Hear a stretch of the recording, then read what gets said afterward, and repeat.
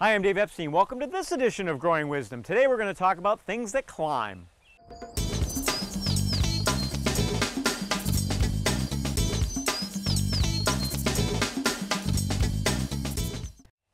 So there's all sorts of plants that climb all over things, and here we have a trellis against the house. This is a clematis. There are so many different varieties of clematis out there. The ones that have the big, huge flowers, they can be susceptible a little bit to a wilt, so do be careful if you're planting them.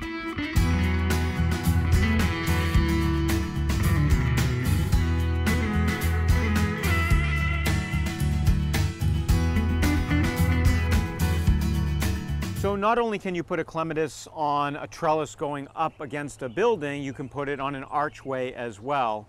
We've got two clematis on this particular arch. One of the clematis is pink, the other is white, but again, they can be quite susceptible to disease. One of the easier clematis to grow is Clematis ragucci. It just is not as susceptible to many of the diseases I talked about, and I just love the little bell-shaped flowers.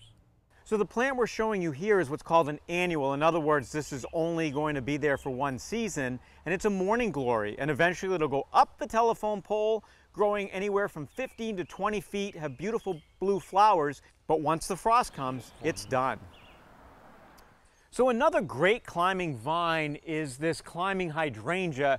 We just happen to hit this right. It's literally peaking. It seems like it's almost like right now. Great, beautiful, big white flowers. It's very different than some of the other hydrangea you see, and this one, of course, is climbing up the tree.